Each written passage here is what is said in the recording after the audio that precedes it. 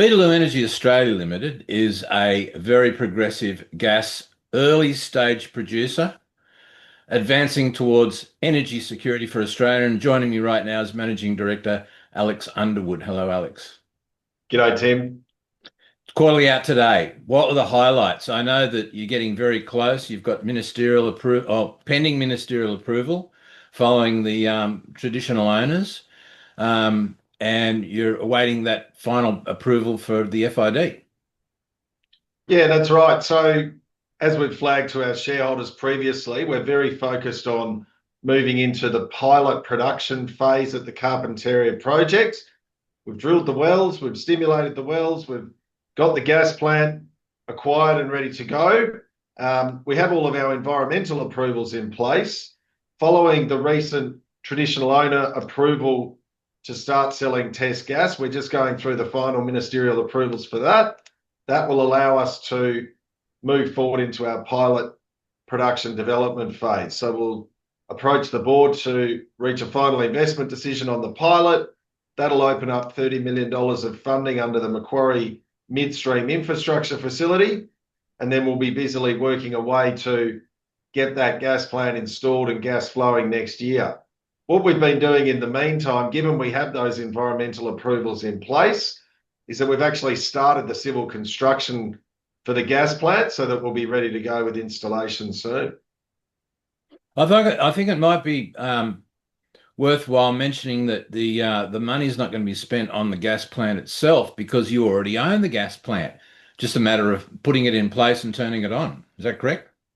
Yeah, that's right. That's right. So we've announced this morning that as at the end of the quarter, we had around $32.5 million of cash and available liquidity. That'll be enhanced by another 30 million when those approvals come through, and that 30 million of new funding will be invested in installing the gas plant that we already own. So that trigger is you've got it through the traditional owners. They've approved it. Now it's in front of the minister, the federal minister. And what would be the timeline estimate, do you think, on the FID? I mean, the ministerial approval. Yeah, I mean, we expect it relatively soon. They're just working through their processes, which, as you can imagine, as soon as that ministerial approval comes through, that then allows us to complete what's called the beneficial use of gas application to the NT government. That document is actually pretty much sorted now between us and the NT government department. So then that will go straight up to the NT minister for approval, and we can get cracking.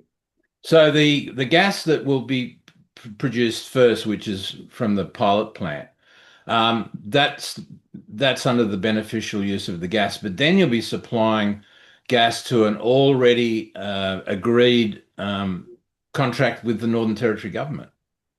Yeah, that's right. So we entered into a 10-year gas sales agreement with the NT government just over a year ago.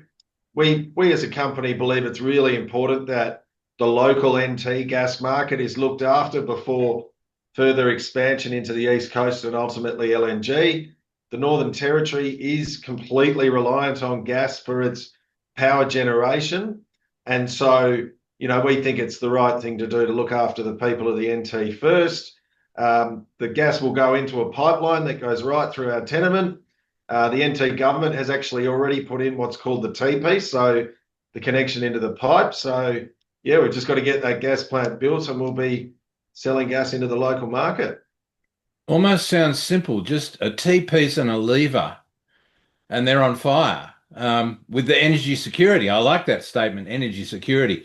And it might pay to remind viewers that the Beetaloo Basin fracture stimulation that you've carried out is the largest fracture stimulation in Australian history.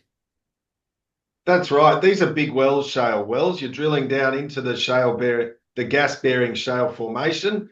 Then you're drilling horizontally, in our case, over 3 kilometres horizontal inside the zone. And so then you're stimulating the rock along that horizontal wellbore. In the United States, this would not be considered a particularly large stimulation job, but the US's shale gas industry has really grown enormously over the last 15, 20 years or so, and we're looking to replicate that here in the Beetaloo. Well, it was an alternative energy play 20 years ago in the US. Now it's a mainstream energy play for the US and probably resulted them in their energy independence. So replicating that is great. And we're advancing towards energy security for Australia, as far as I can see, with the amount of energy that's contained up in that Beetaloo Basin. Absolutely. This is one of the largest shale gas deposits on Earth. And we're very well located. We're right on the doorstep of the major demand centres for LNG in Asia. But it's really important that we look after Australians first. This is Australian gas after all. And the learned experience in the US, as you mentioned, is that shale gas can become a really dominant source of energy. It's highly cost effective once you move into full scale development, but also as more and more renewables are installed in Australia, the need for gas actually grows and grows because of the intermittency of renewables. And we're very proud of the role we're playing to look to help provide energy security for Australia. Absolutely. I've been speaking with Alex Underwood, the MD for Beetaloo Energy Australia. Their quarterly report is out today. You can go and look at on the website, beetalooenergy.com. Thank you very much for joining us today, sir. Thanks, Tim. Cheers.